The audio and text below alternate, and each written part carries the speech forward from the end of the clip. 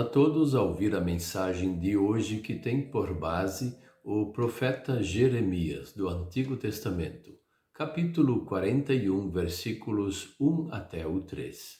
E destacamos o versículo 1. No sétimo mês, Ismael, filho de Netanias, filho de Elisama, da família real, e um dos capitães do rei, foi até Mispa com 10 homens para se encontrar com Gedalias, filho de Aicão. O tema de hoje é: o reino de Deus é perfeito e eterno. A princípio, quando nós lemos este versículo, nós imaginamos que vão se encontrar para fazer uma refeição e falar de coisas amigas e coisas boas.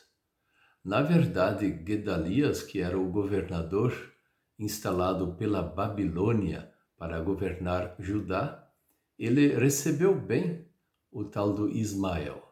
Esse Ismael era filho de Netanias, não era aquele Ismael lá, filho de Abraão.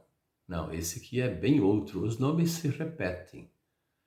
E eles estavam conversando, estavam tomando a refeição, aí o tal do Ismael se levantou e matou todos esses que estavam lá. Depois virou assassino e não parava mais de assassinar outras pessoas. Deus havia entregado Judá para a Babilônia, e isso irritou muito Ismael porque ele era da família real. E ele então se rebelou contra a Babilônia, contra aqueles próprios judeus que não fizeram nada para defender, e também contra Deus. Mas a ordem de Deus era que a Babilônia tomasse Judá, sim. Por quê? Porque a idolatria do povo, dos governantes, do rei, era um absurdo, e eles faziam coisas horríveis. Não tinha como não tomar uma posição drástica da parte de Deus. E Deus, ele tinha o seu motivo, sim, e era verdadeiro. De Deus podia se esperar sempre a bondade, mas também de Deus tem que se esperar a justiça e a condenação. Deus é amor, mas também é juiz. E ele tomou as rédeas da situação, visto que aquele povo não se voltava mais contra a sua idolatria, contra os postes ídolos e os sacrifícios até de pessoas que eles faziam, e não paravam com isso.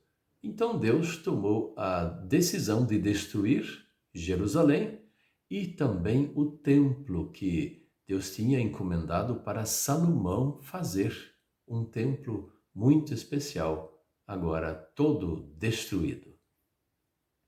Quando não existe arrependimento, então só o pecado é que comanda a vida das pessoas. Pessoas arrependidas, elas são comandadas por Deus, o Deus de amor. Mas quando o pecado toma conta e não há arrependimento, essas pessoas permanecem no pecado, no castigo, e Deus só tem um caminho para eles. Ou eles se arrependem ou serão condenados por culpa própria. E nós temos que cuidar com isso também. Não é só os outros que precisam se cuidar. Tem muita gente achando, olha, esta mensagem serviu para aquela pessoa, para aquela outra, porque estão vivendo no pecado e não se arrependem.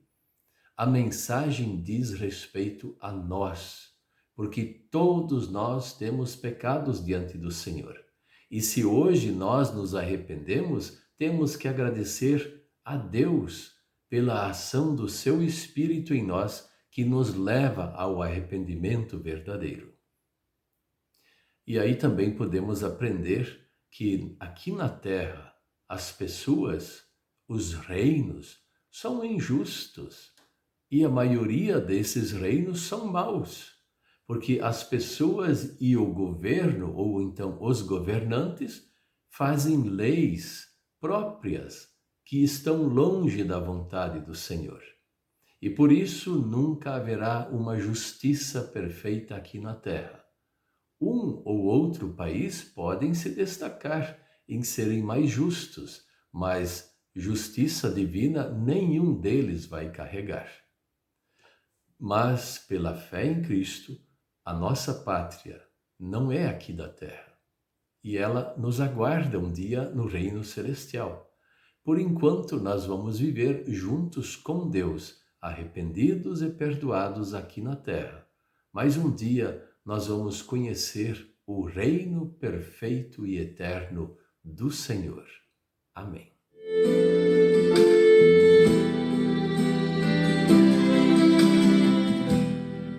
Vamos orar. Querido Deus, amado Pai Celestial, venha nos abençoar com a Tua presença para nos dar capacidade de arrependimento, de fé e de perdão.